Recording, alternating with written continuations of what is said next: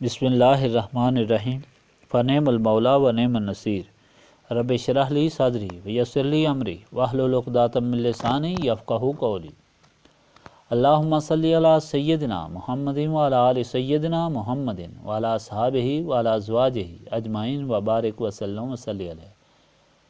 الحمدللہ، اللہ تعالیٰ جل جلالہ کا لاکھ لاکھ شکر ہے کہ مالک الملک نے آج پھر ہمیں اپنی رضا کے لیے اپنی یاد میں محبت میں یہاں جمع ہونے کی توفیق اور موقع عطا فرمایا۔ لاکھوں اور کروڑوں درود اور سلام سرور انبیاء حبیب خدا حضرت محمد مصطفیٰ صلی اللہ علیہ وآلہ وسلم پر، جن کے فعل یہ کرم ہوا۔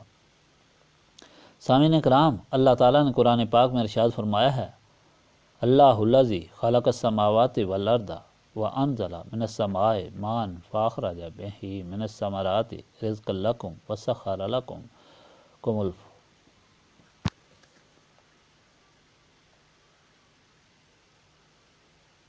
فلک لتجری فی البحر بامرہ وسخر لکم الانہار وسخر لکم الشمس والقمر دائبین وسخر لکم اللیل والنہار وآتاکم من کل ما سألتموہ وَإِن تَعُدُّوا نِعْمَتَ اللَّهِ لَا تُحْصُوهَا إِنَّ الْإِنسَانَ لَظَلُومٌ کفار۔ اللہ تعالیٰ وہ ہے جس نے پیدا کیا آسمان اور زمین کو، اور اتارا آسمان سے پانی اور اگایا اس میں سے پھولوں کو تمہارے رزق کے لیے، اور متی کیا تمہارے لیے کشتی کو سمندر میں اس کے حکم سے، اور متی کر دیا تمہارے دریاؤں اور سورج کو اور چاند کو ایک عادت پر چلتے رہیں، اور مسخر کر دیا تمہارے لیے رات کو اور دن کو، اور دی تم کو ہر وہ چیز جو تم نے مانگی۔ اگر تم اللہ تعالیٰ کی نعمتوں کو شمار کرو تو تم ہرگز نہ کر سکو گے، بے شک آدمی بڑا ناشکرا ہے۔ بس ارشاد پاک میں اللہ تعالیٰ نے انسان کو دلائل کے ذریعے یہ بات واضح فرمائی ہے کہ جو کچھ بھی ہے وہ رب تعالیٰ کی وجہ سے ہے۔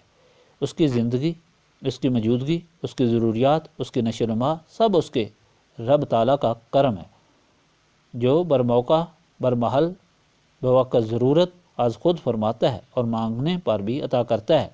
اس کی دین، اس کے انعامات ایسے ہیں اور اتنے ہیں کہ ان کی مثال ہی نہیں۔ کوئی شخص کسی دلیل یا ثبوت سے نہ کبھی ثابت کر سکا نہ کر سکے گا کہ مالک نے اپنے دین میں کمی کی یا دیر کی، اور اگر انسان حساب کرے تو ناممکن ہے کہ کر سکے۔ اس قدر رنگین نعمتیں ہیں،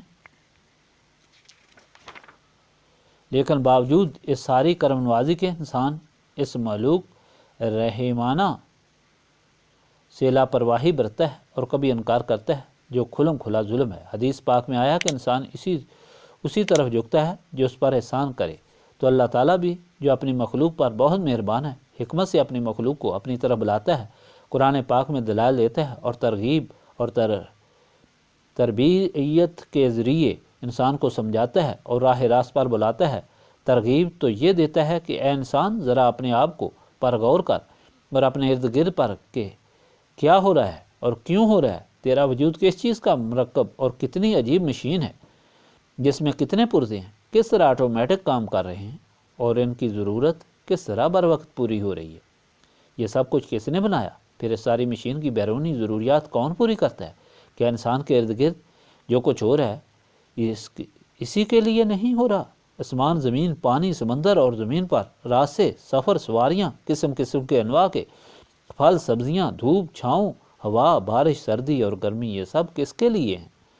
اگر ایک چیز کی تفصیل لی جائے جو آج کل انسان کے دماغ نے ہی تلاش کی ہے تو دفتر کی ضرورت ہے، وہ بھی انسان کے نامکمل کوتاہ ذہن کی دریافت ہو سکتا ہے۔ اس سے کروڑوں گنا زیادہ قدرت کار فرما ہو۔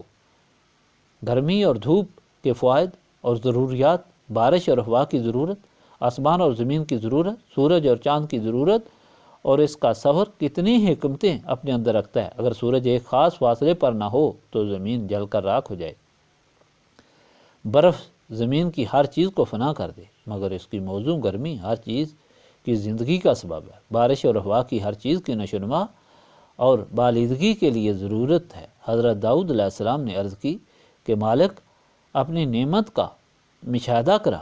حکم ہوا کہ اپنے سانس کو ذرا روکو تو فوراً معلوم ہو جائے گا کہ جس کو کچھ بھی نہیں سمجھتے اس کے بغیر چند لمحے بھی زندگی ناممکن ہے۔ تو اللہ تعالیٰ فرماتا ہے کہ اللہ تعالیٰ کی تو یہ ساری مہربانیاں ہیں، مگر اس کا بدلہ انسان کیا دیتا ہے کہ انکار اور لاپرواہی، اور یہ بہت بڑا ظلم ہے جس کی سزا بھی بہت بڑی ہے۔ اس سے بچنے کے لیے مالک کا اور احسان ہے کہ اس نے ہدایت فرمائی، اپنے رسول بھیجے، اپنی کتابیں بھیجی اور نسخے عطا فرمائے، اور سب سے بڑا نسخہ یاد الہی ہے جو اس ظلم اور کفر سے بچا کر شکر اور بندگی میں داخل کرتا ہے، اور دونوں جہانوں کی رسوائی سے بچا کر دونوں جہانوں کی سرفرازی عطا فرماتا ہے۔ اب شروع کریں۔ بسم اللہ الرحمن الرحیم۔